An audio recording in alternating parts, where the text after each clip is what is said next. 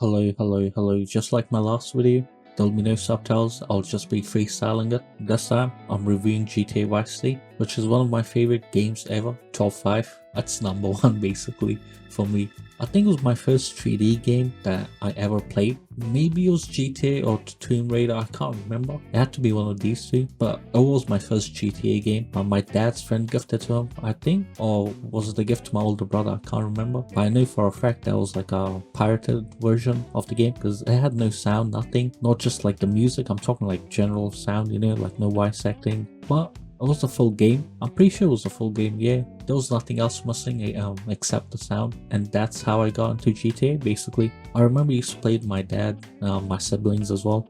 They were really into it. We had no internet, nothing, so we had to like figure out everything ourselves. From the cheat codes to like how to do each mission, because some of the missions are like they don't really tell you what to do, so you just have to like figure it out and stuff. I know it was like really fun. Also, GTA Vice City is the 3rd game or the 4th game I think in the series. If you guys didn't know, GTA started as like a top-down series. It had like GTA 1 and 2 are like top-down, and they both had, I think both of them or one of them has a London expansion as well, which I didn't know, and it's like so interesting. Also sad that we never left the US ever again. I think GTA would work outside of the US. It's something they believed that it wouldn't work, just like Fallout. Thought how it said like Fallout wouldn't work outside of the US. I don't know what their like obsession is with the USA. I'm surprised how the fans haven't gone sick of like seeing the country being represented over and over again. Or maybe they like it, but that's weird, eh? Like, don't you get bored? GTA Vice City is a game that came out all the way in 2001 or 2000. It's a pretty old game, but still to this day, I sometimes replay it, and it has stood the test of time. And hopefully through this review, I can convince some of you that haven't played GTA Vice City or have played it but didn't like it to give it another chance, because I truly believe it's a fun game that everyone should at least try once, especially with the remake, which I know didn't release like in a good state, but they have fixed it. So that's like another reason why I'm making this video, to hopefully just make more people check out the game. And if you guys like this video, I wouldn't mind making reviews for the other ones and the series as well, like Liberty City, and also haven't played GTA 4 because I played mostly on PC and they never released like PC version, or maybe they have, because I remember Red Dead 1 didn't release until like last year, or maybe it's on PC but it's like really buggy and stuff. I think it's on PC but it's like really buggy. Well, that's besides the point. I'll go with the good, the bad, and my overall opinion for GTA Vice City in 2026.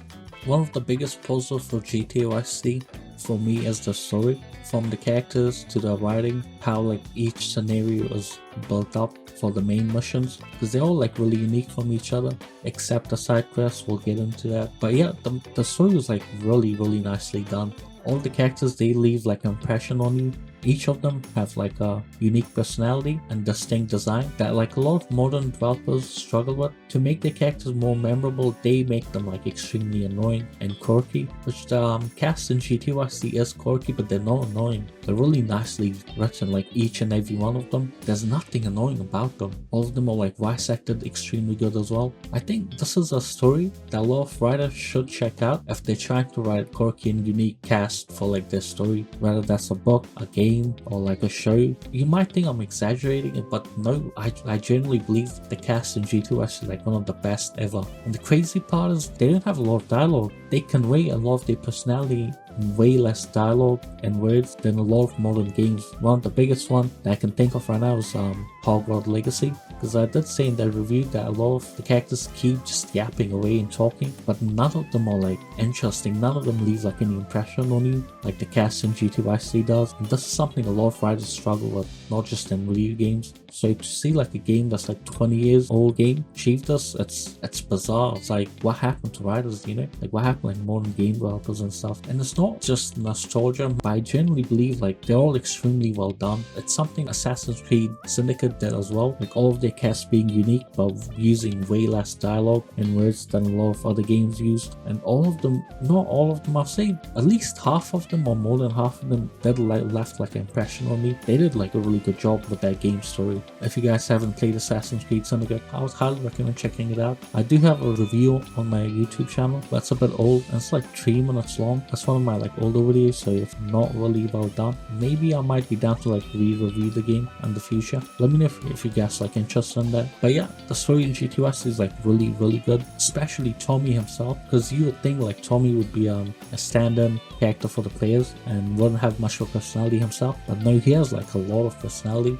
He has way less dialogue even compared to the rest of the cast, but I think he's one of the strongest main characters from, if you're counting the whole GTA franchise. I think Tommy is like up there for me, at least. I'm trying to think if I like anyone else more than him, because he might be number one in my opinion, because I really like CJ as well.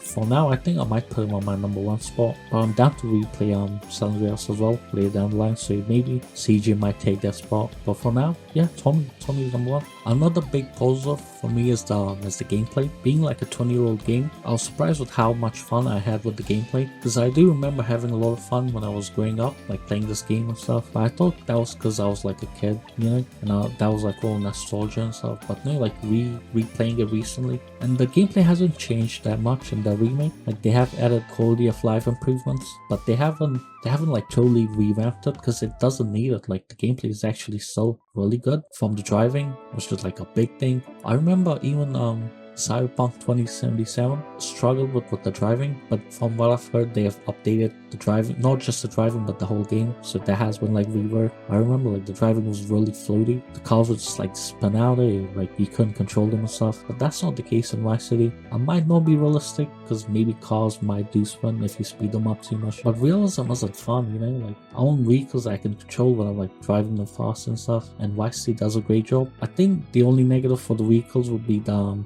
bikes, because he gets sent flying if you hit like something, even like lightly. You know, even if like a light tap, you get sent like across the map. I'm exaggerating a bit, but it is a bit annoying. Obviously not just the vehicle handling, but the shooting is extremely good as well. It's responsive. The sound design is good. There's a lot of variety in weapons, from guns to melee weapons and grenades and stuff. I think there's like 30 plus weapons in the game. My favorite one being the machine gun. You can just like spray it around when you're like playing the game. You can buy them from different stores within the game, like across the map and stuff. But I would always use cheats, honestly. Like I would never buy the guns. I would just use cheats. I think it's called something tools, and they have added quality of life improvement to the guns, which is like the vehicle, the scroll wheel. Sorry, not the vehicle. The circle scroll wheel that you can, when you're shooting, I think you like slow down the combat, and then you can change your weapons and stuff. That's from GTA 5. Shooting out the car, that's like improved as well. So they're improving like small things here and there, but the gameplay is still intact from the old version basically. And I'm glad it is, because it doesn't need like any major improvements and stuff. That's it for the positives. Now let's get into the negatives for this game.